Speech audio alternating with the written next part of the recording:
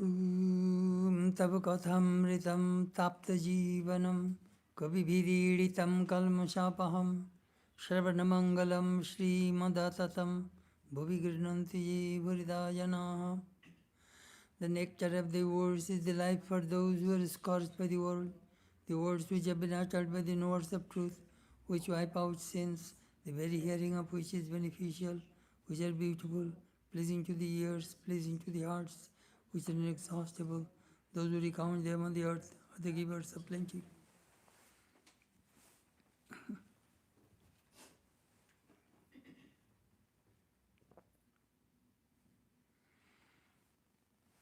Talks with Swami Vivekananda.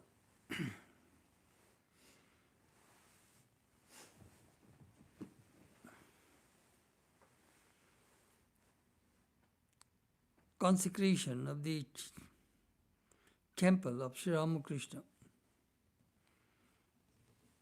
Place the house of late Babu Nabogopal Ghosh, Ramakrishnapur, Howrah, 6 February 1898.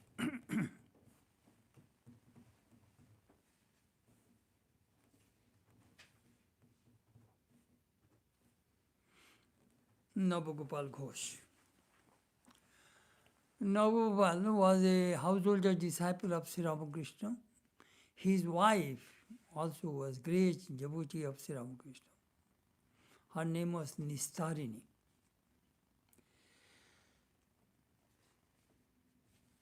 They used to live in Calcutta. He was an accountant. And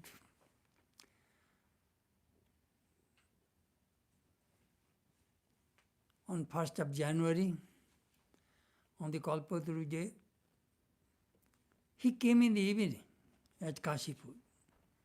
So Swamiji asked him that you go to Sri Ramakrishna and ask something. So he went to Sri Ramakrishna's room. What do you want? Master, I have wife, 7, 8 children. I have no time to call on God. You will have to do something for me. You will have to give some experience. Well, try to meditate in the morning and evening. Sir, I do not have so much time. Then Thakur looked at him and said, তুমি আমার একটু নাম করতে পারবে? Will you be able to chant my name? Oh yes, that will be enough for you. Just chant my name. So when he used to come from his work, some children would stay near his house on the street, and if you say Ramakrishna, then I shall give you kanjis. So he used to distribute kanjis to the children. Hey, Ramakrishna is coming, Ramakrishna is coming. Anyhow, so his life was completely changed. So he moved from Calcutta to Howrah. I went to their house not last time, a couple of times before. I wanted to see that house. The name of the place is called Ramakrishnapur. He bought that house in that area because it has the name of Ramakrishna.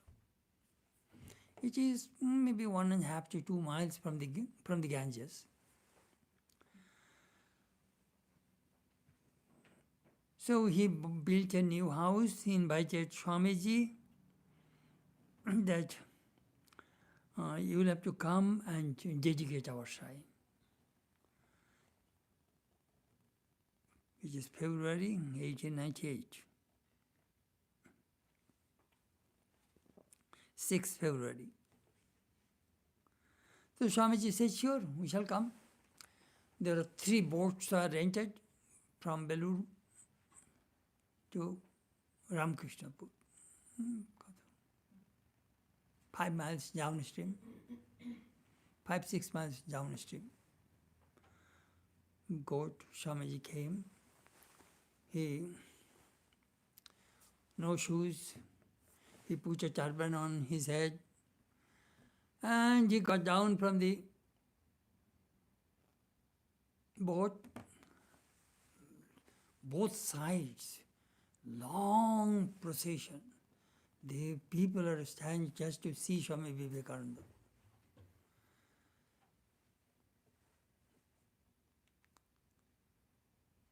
And Swamiji started to sing a song. Dukhini Brahmani kole ke shuyeche alokore ke hoye redigombaro esecho kuchiro dare. It is a song composed by Girish Chandra Ghosh. Dukhini Brahmani kule. I think they gave the translation. Today the festival of installing the image of Sri Ramakrishna was to come up at the residence of Babu Nabagopal Ghosh of Ramakrishna Howrah. The sannyasins of the mosque and the household devotees of Sri Ramakrishna had all been invited there. Swamiji with party reached the bathing ghat of Ramakrishnapur. He was dressed in the simplest garb of ochre, with turban on his head, and was barefooted. On both sides of the road were standing multitudes of people to see him. Swamiji commenced singing the famous nativity song of Sri Ramakrishna. Who art thou laid on the lap of a poor Brahmin mother, etc. And headed a procession himself playing on the khol. There are two other khol players are also there. All the devotees assembled there followed joining in the chorus. Khol is a kind of Indian drum, elongated and narrow at both ends. Khol is especially used for kirtan. You see, classical songs by a tabla, drums, two, and mridanga, that is for classical music, big drum. Each drum goes with a special kind of music. And khol, it is round and then go down, and here is the two. So this one is a little flat and this one is sharp. So that is the play. And the drum is made of clay. But now they are making with aluminium and other things. I saw some Hare Krishna people, they use it. But originally it was made with clay. So Swamiji was playing the drum. Swamiji was a good musician. He wrote an introduction of a music book when he was a student. And he knew classical songs, various kinds of songs, bhajans, Brahma songs. He learned, he was a great singer. So Swamiji was singing and dancing and playing the drum. If you see the kirtan in Bengal, my goodness, they get so much intoxicated. They jump and play the music and do all these things. Anyhow.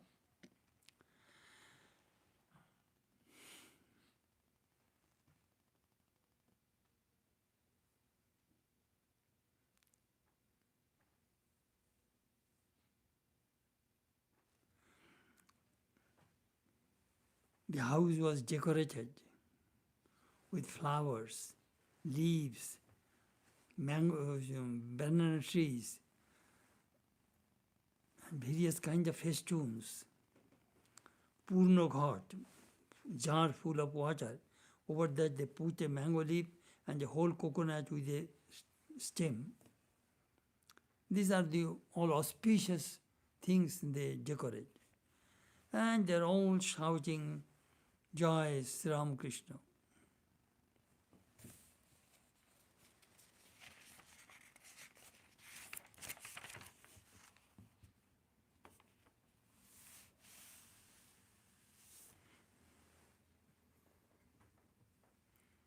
All are dancing and singing with Swamiji.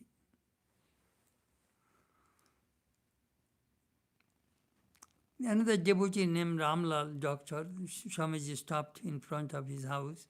He came out and he thought that Swamiji will come with some gorgeous dress and that, but he thought that he is just like an ordinary monk, plain clothes and playing mridanga, khol.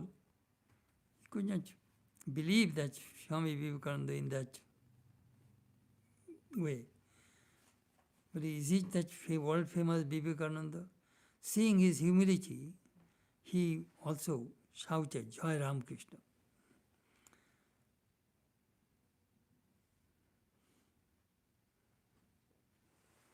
And the owner of the house are very busy managing the whole affair, and Jai Ram, he was also singing Sri Ramakrishna's name.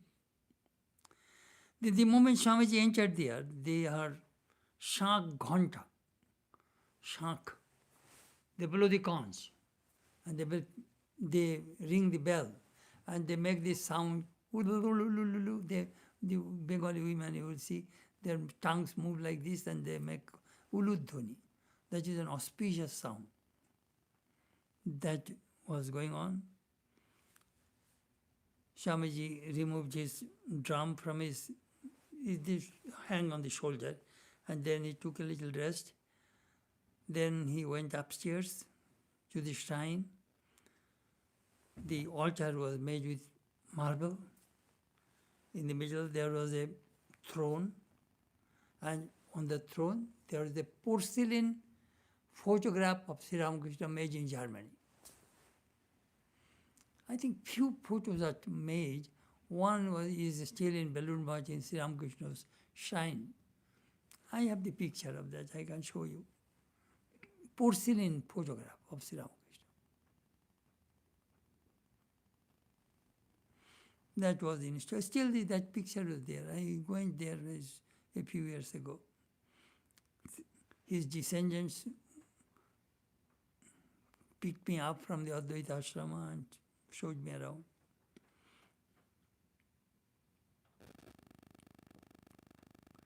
Navgopal's wife came and fanned Swamiji, and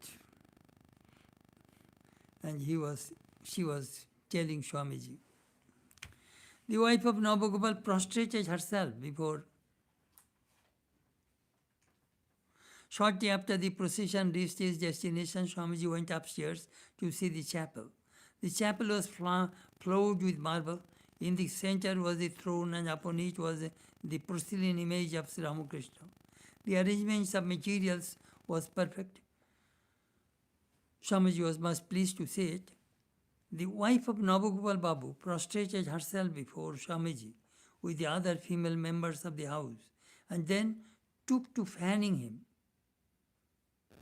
Hearing Swamiji speaking highly of every arrangement, she addressed him and said, "What have you got to entitle us to the privilege of worshipping Thakur? A pure home and poor means do bless us, please, by installing him here out of your own kindness." In reply to this, Swamiji jocosely said, "Your Thakur never had in his 14 generations such a marble-floored house to live in. He had his birth in that rural thatched cottage and lived his days on indifferent means, and if he does not live here so excellently served, where else should he go, should he live?" Swamiji's words made everybody laugh out. If you go to Kamarpukur, you will see Sri Ramakrishna's room. All three sides mud, floor mud, above straw thatched hut, one door, one window. You know, same thing I saw in Jarambati. Mother's old house, one door, one window.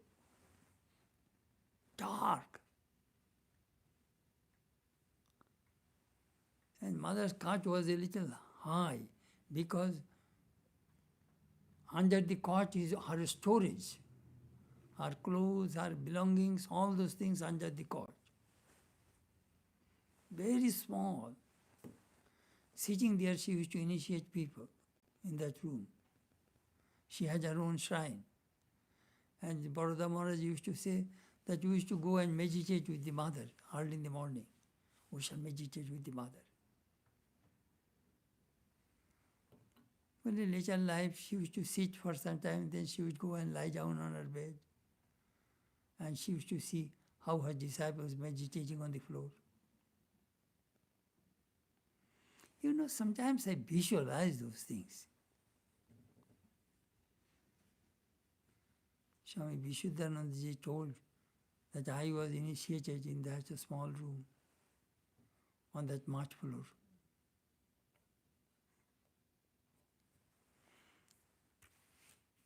No electricity, dark. No running water, no bathroom. You will have to go to the jungle. There is a Kolupukur there, adjacent. And bathing ghat, one of the mother's disciples bought that Punya Pukur for Holy Mother, so that she will not have to go to wash her clothes to that Banerjee pond, which is the outer skirt of the village. Sometimes I visualize that here is the Divine Mother, how she lived in that most rural setting, remote village, out of civilization, beyond civilized, city life. Amazing.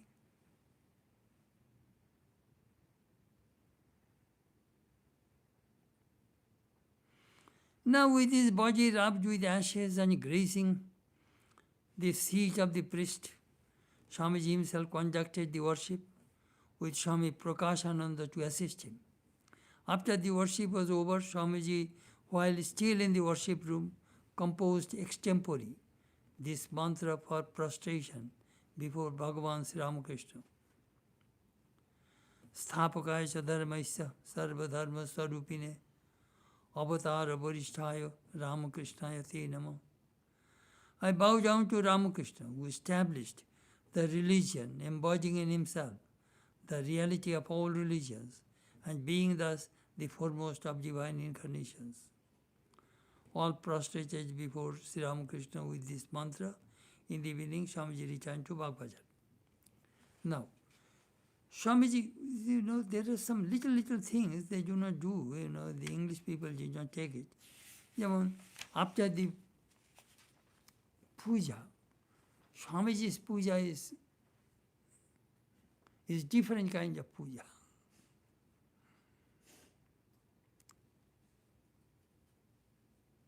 Prathar puja, praner puja, premer puja. Pratha means formal worship. When I worship here, formal.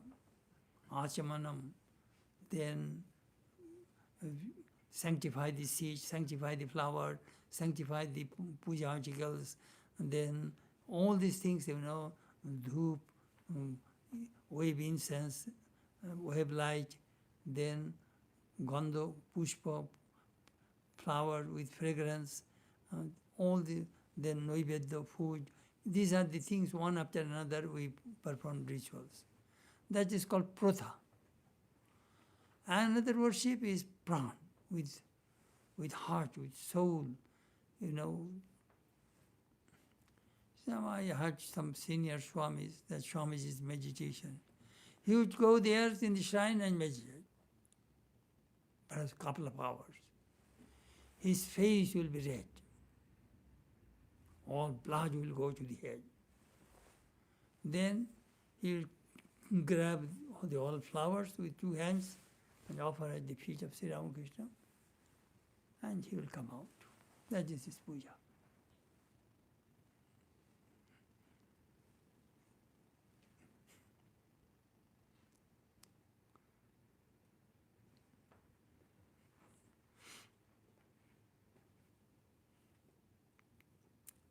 Swami Prakashananda was Swamiji's disciple. The two brothers, Prakashananda and Swami Shuddhananda, both became monks.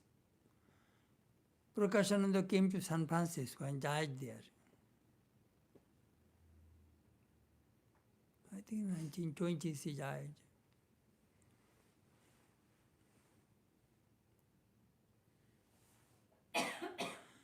This salutation mantra is, we know it, Swamiji composed it. And now there is a word Swamiji used, avatar of Varishtha. You are the foremost among all avatars. What does it mean? Then Ramakrishna is the greatest.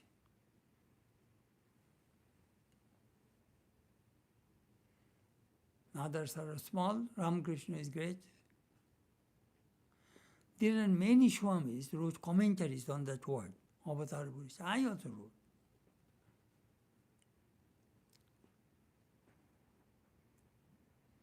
Bodhishtha. Bora, Bodhian, Bodhishtha. Bora is the positive degree, Bodhian is the comparative degree, Bodhishtha is the superlative degree. You know, English grammar goes that way, Sanskrit grammar also. Bora, Bodhian, Bodhishtha.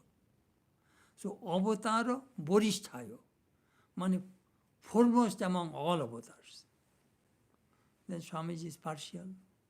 He is making his guru great. And other Buddha, Krishna, Ram, Jishu, they are all small. Ramakrishna is the greatest. No. What Swamiji meant, that all avatars are the same, but manifestation varies. In this age, manifestation is more than other avatars. Example, Ram preached truth. Krishna preached means emphasize truth. Krishna emphasized karma. Jesus emphasized love. Buddha emphasized ahimsa, non-violence. Ramakrishna emphasized all four yogas and harmony of religions. Those avatars, Ram, what did he do? Killed Ravana and some demons. What did Krishna do? He killed Kamsa and some demons. Buddha, he stopped animal killing.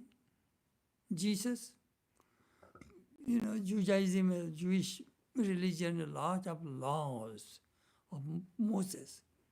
When the religion is grabbed by laws, religion cannot function well. Law, rules, many canons. Religion cannot function well, which has too much restrictions.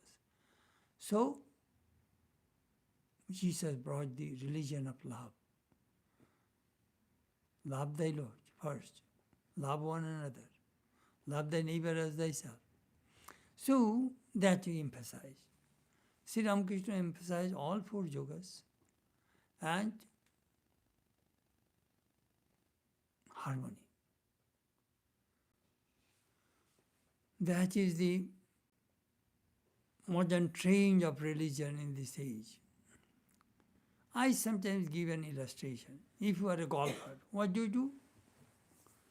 Sometimes you hit very hard to reach the goal. Sometimes a medium, sometimes very slow, very touch when it is near the goal. So it depends upon the specific need for the age. If you read this Ramakrishna's divine play, the first chapter, the first or second chapter, Swami Sharadananda wrote the need of the age.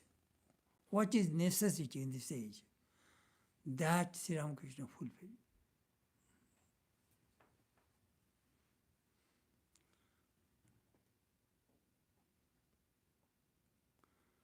They have equal powers, but they do not release the power. That's all.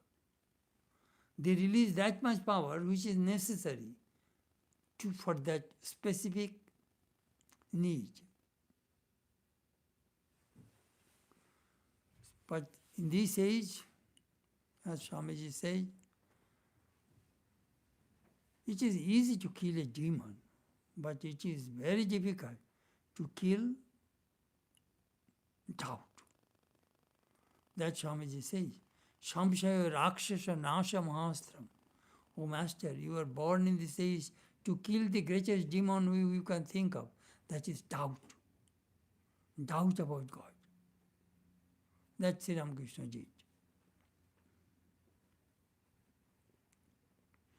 Advaita tattva samahita chittam prajjala bhakti pachabrita vrittam karma kalivaram adbhuta chestam yami gurum sharanam bhava vaidyam naradeva devo jaya jaya naradeva.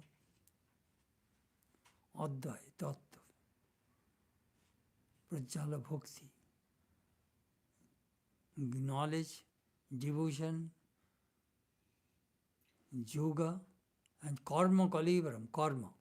All these Ramakrishna teach in this age.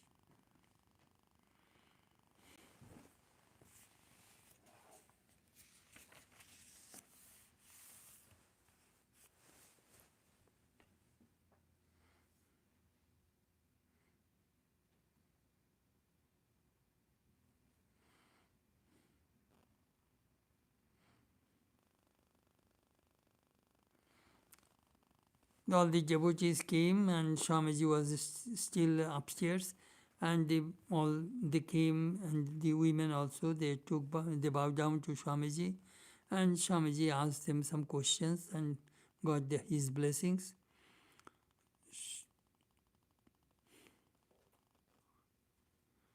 But these people are very special. Their lives are completely absorbed in Sri Ramakrishna, the whole family. Then the devotees got prasad. Then during evening, they returned their home. The disciple went with Swamiji in a carriage and came to Ramakrishna-pur Ghat, in the Ganges Ghat, and took the boat and came to Bagbazar. That was the story of that day.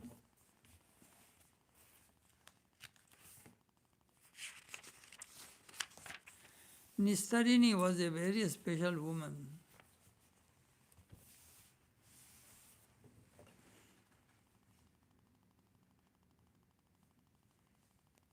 She was the mother of a Swami Vivekananda. When she was pregnant, she came to Sri Ramakrishna and told him, when this one is born, I shall give to you.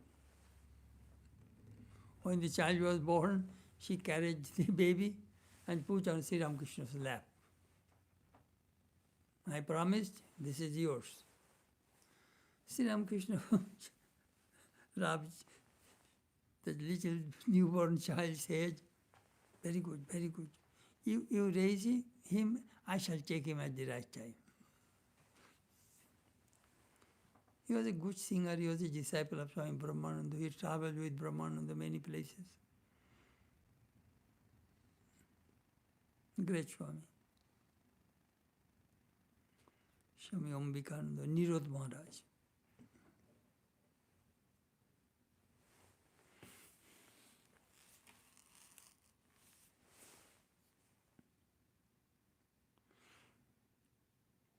This Nistarini came to Kashipur when Sri Ramakrishna had cancer. And she made some sandesh for Thakur. What do you want? Sir, I made some sandesh, you will have to eat. At that time it was hard for him to swallow anything solid. All right, you feed me. So she gave one sandesh to Thakur's mouth and he ate. Are you happy now? No. You will have to eat more. All right. So he gave another, she gave another. Swamiji, Thakur swallowed it, ate it. Are you happy now? No. Eat more. No. I shall not eat anymore. I shall eat your food through subtle body.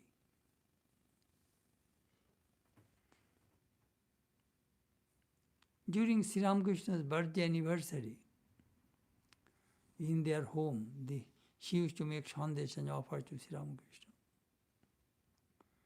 But later, when she became very sick, she has dropsy. Her body is swelled with water. She told her daughters-in-law, carry me to the kitchen. Sitting there, I shall make sandesh for Thakur. Master was very fond of my sandesh. And when she died, she took the picture of Sri Ramakrishna and put on his chest, Jai Ramakrishna, and died. Amazing. The true devotees of Sri Ramakrishna.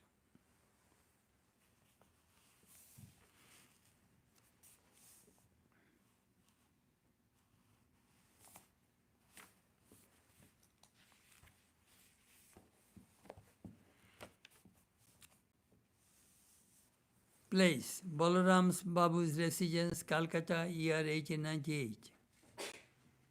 Guru Gobind Singh, psychic powers, that is the topic. Guru Gobind Singh is a Sikh Guru, 10th Guru of the Sikhs. Swamiji has been staying during the last 2 days at Balaram Babu's residence at Bagh Bazar.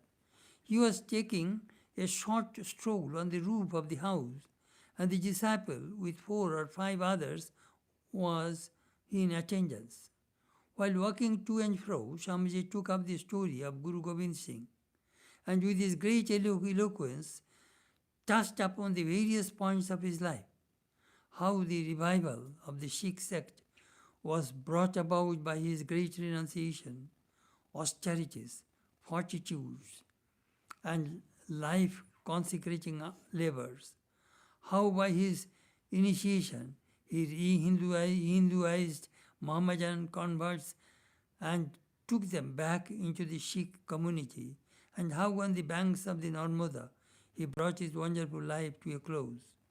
Speaking of the great power of the youth he infused of those days in the initiates of Guru Gobind, Swamiji recited a popular doha, couplet of the Sikhs, 100 lakh par ek chadao, jab Guru Gobind naam sunao.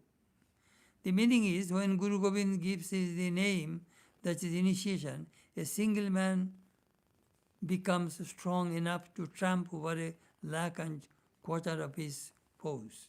Anyhow, some description is so vivid that in the evening, Swamiji was walking on the roof, his bare body, and a gentle wind was blowing. Swamiji was talking about Guru Gobind Singh.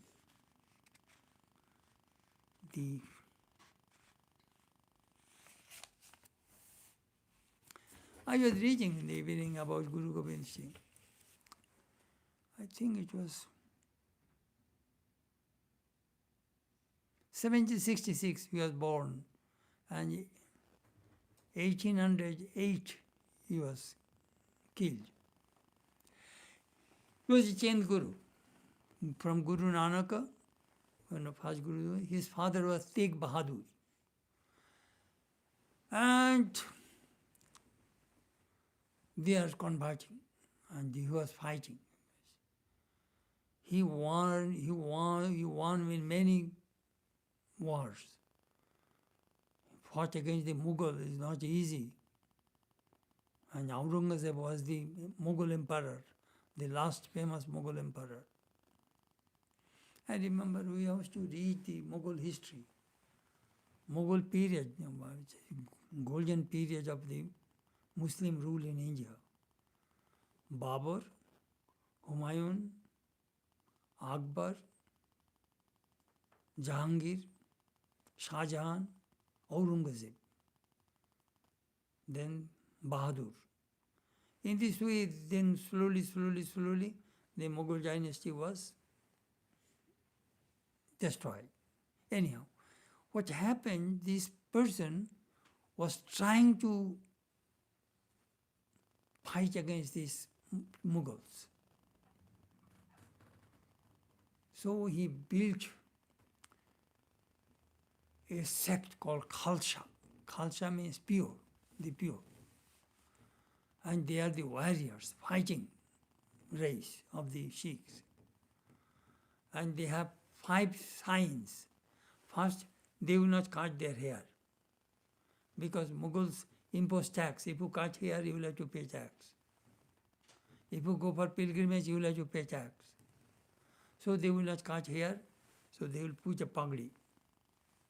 And in the hair, they put a wooden comb, hair comb.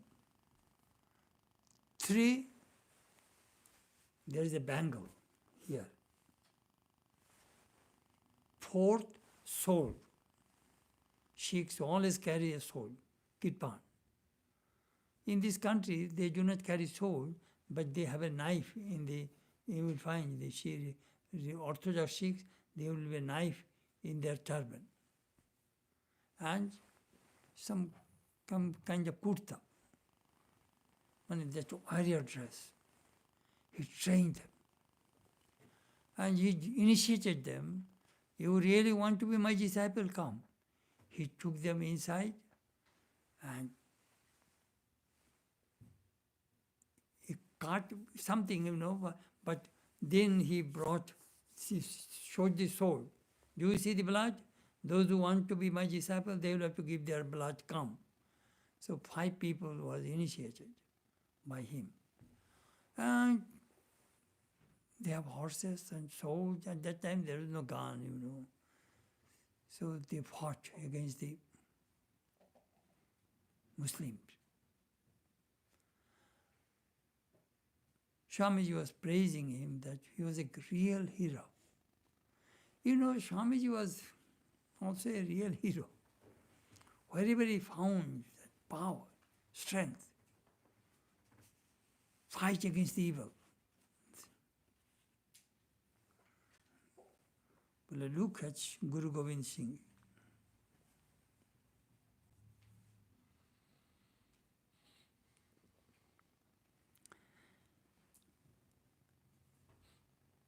Well, one man is equivalent to Sawa lakh. Sawa lakh means 1 lakh means 100,000. 125,000 or 125,000. That is Sawa lakh. When 1 person is equivalent to 125,000. Those who take the name get initiation from Guru Gobind.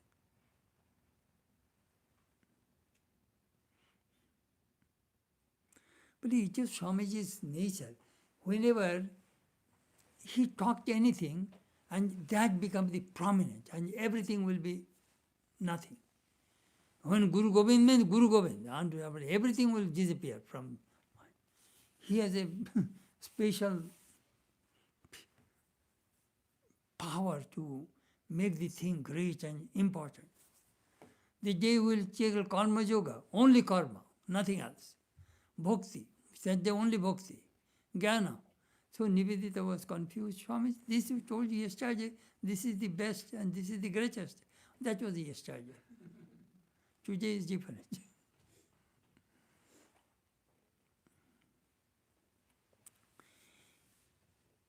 Each disciple, deriving from his inspiration a real spiritual devotion, has his soul filled with such wonderful heroism.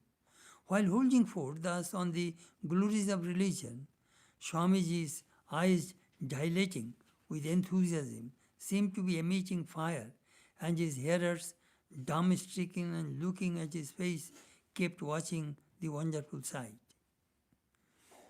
Guru Gobind was killed by the betrayed. The Muslim one commander-in-chief said that we want to do some kind of armistice, no more war, this and that. He stabbed him, and he again stabbed him. And then the other Sikhs killed that Muslim. But that stab was so deep, Guru Gobind died. Chaudhry Sahib, at the age of 42. I was reading that from the Wikipedia. from the internet, his life story, very inspiring his life. It is not easy to fight against the Mughals. Vast army, vast money and food and weapons. There is a small community in Punjab, they are fighting. Same thing happened about Shivaji in Maharashtra. The other Muslim were Kotulka. But all right, we know that your army will be far away, my army will be far away, and we must talk. So he came, but in the open place, he said, we shall fight, we shall talk. That, we shall not come to a stop the war. So the commander-in-chief, he came, Muslim came, and this man has a big bowl, big stomach. So it's just say, I do not have any weapon. And you also show that there is no weapon in you. But Shivaji, he made a special nail with sharp irons, like tigers, the claws, like that. He just said, I do not have any weapon, he closed his eyes. And then when this man came, he just embraced him. And do you know what did he do? He punched his stomach and opened the stomach with that nail. And he shouted, then both parties fought and they were defeated. The commander-in-chief. Oof, I used to read all these Indian stories. History. That is history. Shivaji. Maharashtra in south, protected from the Muslims.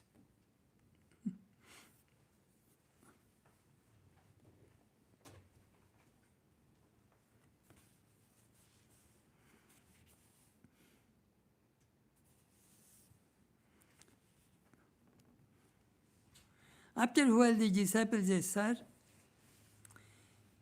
it was very remarkable that Guru Gobind could unite both Hindus and Muslims within the fold of his religion and lead them both towards the same end. In Indian history, no other example of this can be found. Swamiji. Men can never be united unless there is a bond of common interest. You can never unite people merely by getting up meetings, societies and lectures if their interests be not one and the same. Guru Gobind made it understood everywhere that the men of his age, be them Hindus and Muslims, were living under a regime of profound injustice and oppression. He did not create any common interest, he only pointed it out to the masses. And so both Hindus and Muslims followed him. He was a great worshipper of Shakti. Yes, in Indian history, such an example is indeed very rare. But it happened. Netaji Subhash Chandra Bose. They have a lot of Muslim soldiers and Hindu soldiers. Both are fighting against the British. Common goal, common purpose should be there. Azad Hind Fauj, that is the name of the Netaji Subhash Bose's army. Azad Hind, Jai Hind. Finding then that it was getting late into night, Swamiji came down with others into the parlor of the first floor, where the following conversations on the subject of miracles took place.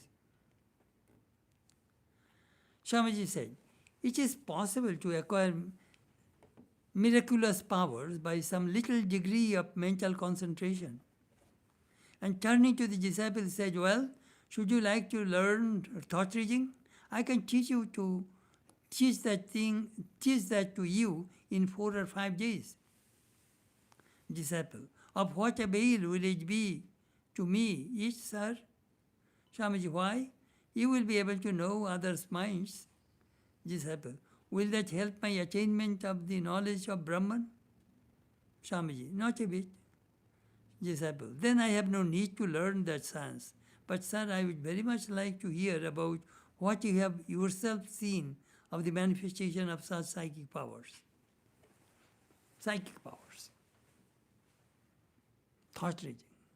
I remember in Hollywood, I was telling one of our devotees, do you like to know how to read others' mind? Swamiji said, how to do it. It is science.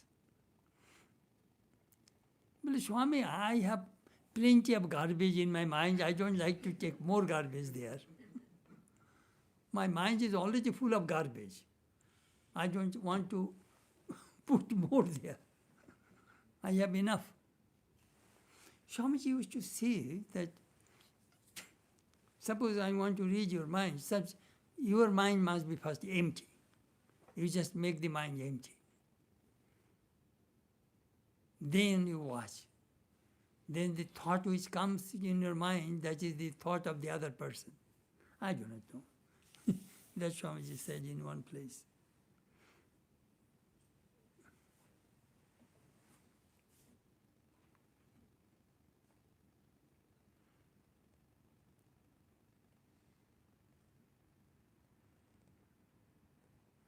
The yogis, those who are illumined souls, they can know others' minds.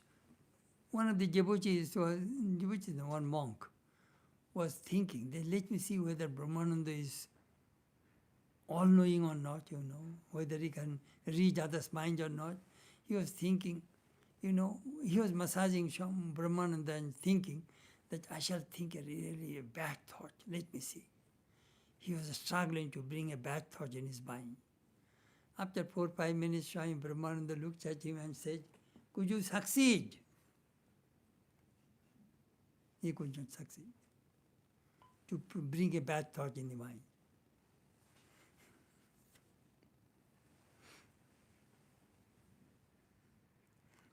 It happened, and there is one doctor, Kailash Bosu. He's an allopathic doctor, wanted to see Sri Ramakrishna's disease. Thakur did not like an allopathic doctor. Most of his doctors are homeopathic and Ayurvedic. So he told Ramdatta, you're Paramahansa. All are hypocrites. If I see anything wrong, I shall twist his ears. Then Ram says, sir, don't tell those things against my guru. It hurts me. If you do not want to go, fine. No, I want to come. I'm sorry that I hurt you. He was very proud, good, successful doctor. So what happened? He came to Kashipur. The Sri Ramakrishna sent his attendant. You please, when the doctor has come, please ask him that whether he will check my disease first or he will twist my ear first. Just ask him. Kan mole debo, I shall twist his ear. That's the punishment, But you first go and ask the doctor who has come that whether he will twist my ear first and check my disease or which one he wants to do first. The moment he came and told it, immediately he knew that Ramakrishna is all-knowing. He came and apologized, and sir, I did not know who you are. Later on, he became such a great devotee. Before he would go for work, he had a picture of Sri Ramakrishna above his door. First bowing down to Sri Ramakrishna, then he would go to work.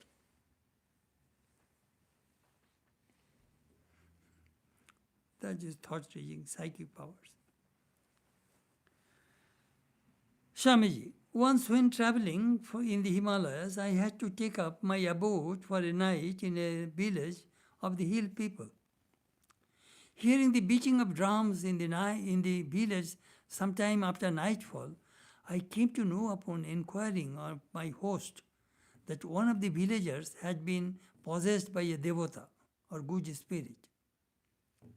The good spirit or bad spirit, I do not know anyhow. To meet his importunate wishes and to satisfy my own curiosity, we went out to see what the matter really was. Reaching the spot, I found a great concourse of people. A tall man with long bushy hair was pointed out to me, and I was told that person had got the devata on him, possessed by ghost, I noticed an axe being heated in fire close by the man, and after a while I found the red hot thing being seized and applied to parts of his body and also to his hair. Wonder of wonders, no part of his body or hair thus branded with the red hot axe was found to be burnt, and there was no expression of any pain in his face. I stood mute with surprise. The headman of the village, meanwhile, came up to me and said, Maharaj, please exorcise this man out of your mercy. I felt myself in a nice fix, but moved to do something, I had to go near the possessed man. Once there, I felt a strong impulse to examine the axe rather closely.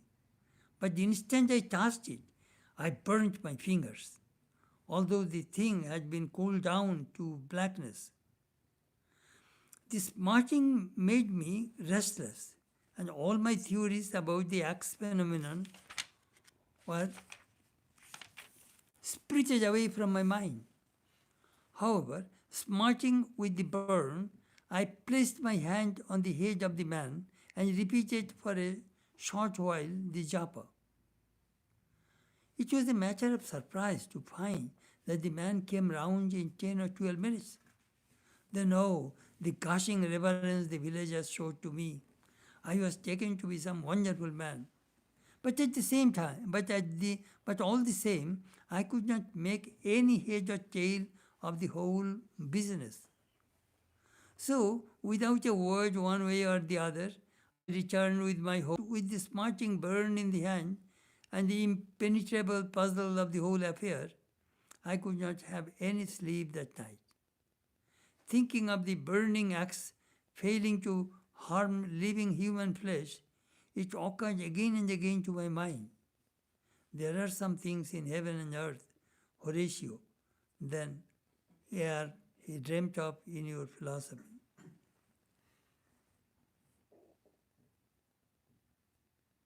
Mystery, miracle.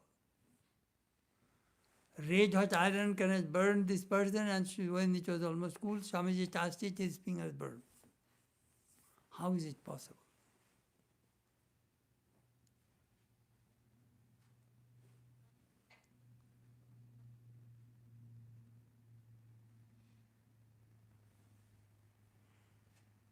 Sometimes we see, in a Chodok Puja, they will put a rod punching mouth here and coming out there, or lying down on the thorns. All kinds of things we see in India. I don't know. Disciple, but could you later on explain the mystery, sir? No. The event came back to me in passing just now, and so I related to you.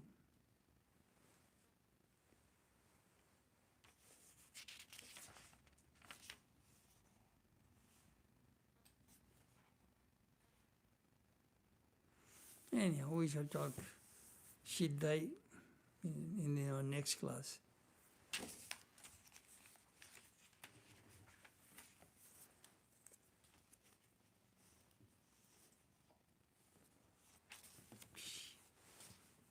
Miracles, miracles.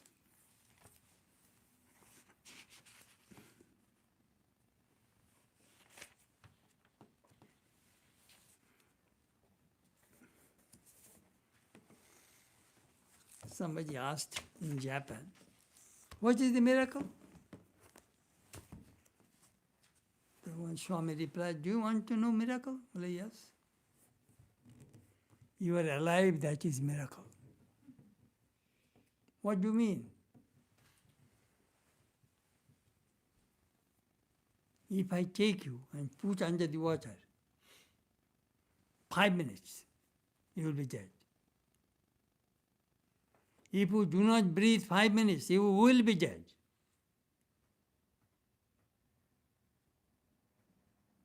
You are alive, that is miracle.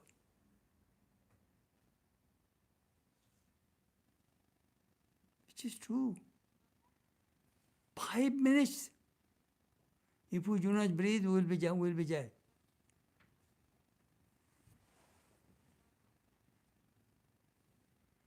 Asharyam. This is the wonder.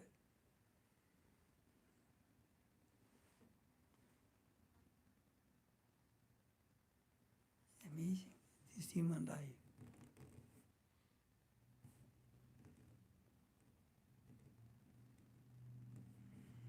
Miracle.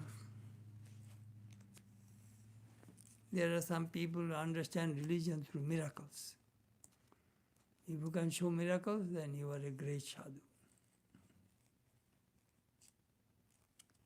Sri Ramakrishna ji discouraged. Miracles bring destruction in a spiritual life. Your ego will be inflated, and that will be your downfall.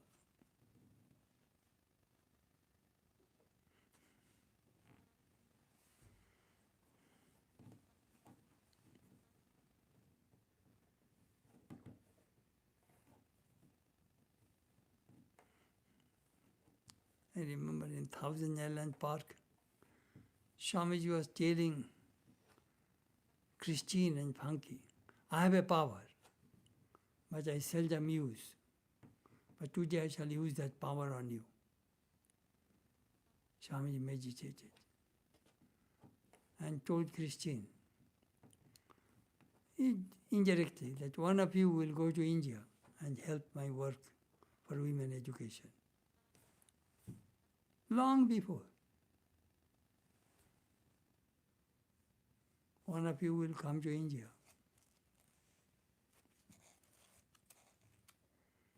I have a power which I seldom use. Swamiji had power. He could do anything.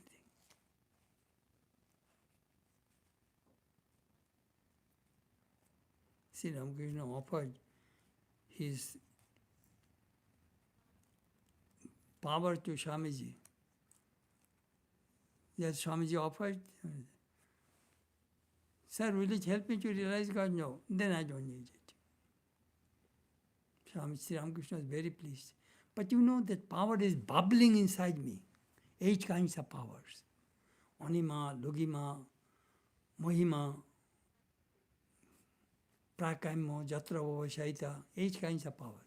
Ishitto, Boshitto. 8 kinds of power are bubbling inside me.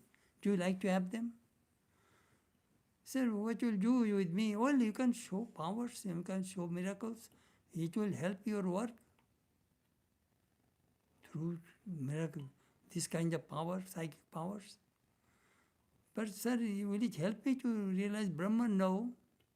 Then I don't need it.